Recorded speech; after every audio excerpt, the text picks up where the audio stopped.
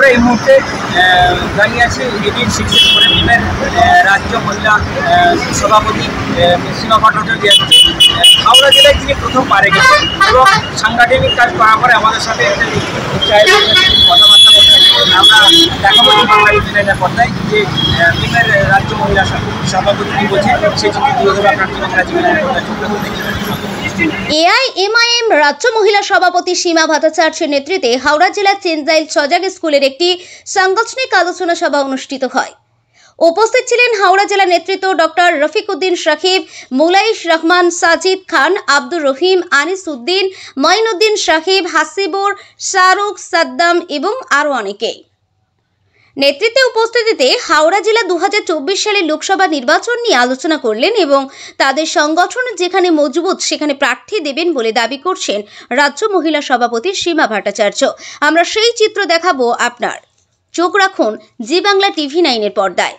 অন্যান্য রাজ্যে বিজেপির বি টিম বলে চিহ্নিত করে। আমরা এই নির্বাচন যে 4টে রাজ্যে 5টা রাজ্যে নির্বাচন হলো সেই নির্বাচনে যে চিত্র দেখলাম আমরা যে আসাদুল্লাহ সিং স্পিকার হওয়ার জন্য বিজেপিরা বিরোধী করছে। তারা কি বলবেন? দেখুন, বিজেপিরা প্রথম থেকেই সাম্প্রদায়িকতার খবর করেছে।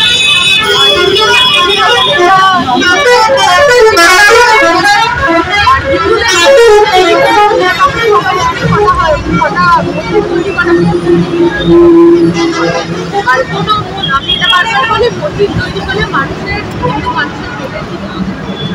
সুতরাং কিছু বলেন উন্নয়ন বা হিন্দুদের জন্য উন্নয়ন বিজেপির জন্য করে সাধারণ মানুষ ভালোভাবে যাবে আলাদা করে বলছে।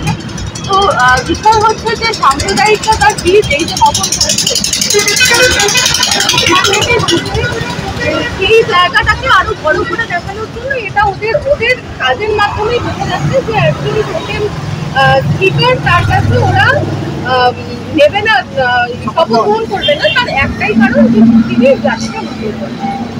এটা খুব কি বলবো, এটাকে লজ্জাজনক ঘটনা বলবো, ছোট ঘটনা বলবো, ছোট মানসিকতা বলবো, কি বলবো, সব কটাই একটা, কোনো ভাষা নেই এটা আলাদা করে।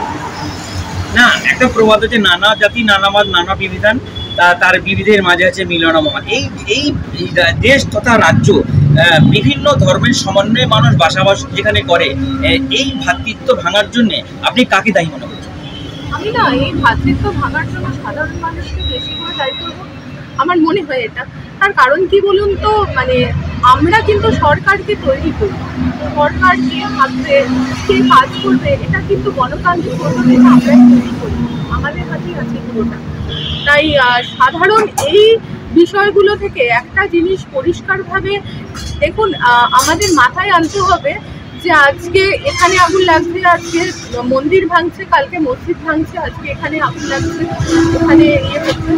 আলটিমেটলি এর পিছনে কারা আমাদের হাতে অস্ত্রটা তুলে দিচ্ছে ভাঙার জন্য, সেই জায়গাটা কিন্তু খুঁজে বার করতে হবে। সেটা যদি সাধারণ মানুষ খুঁজে বার করে একটু ভাবে না, তাহলে পুরো বিষয়টা পরিষ্কার হবে। এই আইএসএফে যখন আপনি জয়েন করেছিলেন তখনই একটা তকমা ছিল যে মুসলিম দল, আবার মিমে গেলেন, এইখানে কি এরকম আপনার কোনো সমস্যা তৈরি হচ্ছে?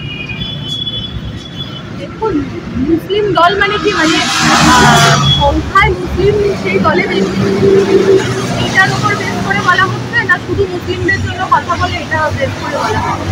আমি আইএসএফে যখন ছিলাম আমি দেখিনি যে শুধুমাত্র মুসলিমদের জন্য কথা বলা হচ্ছে, এবং আমি যখন আজকে মিলে আছি সেখানেও আমি দেখছি না যে শুধুমাত্র মুসলিমদের জন্য কথা বলা হচ্ছে, পিছিয়ে পড়া সাধারণ মানুষের জন্য কথা বলা হচ্ছে।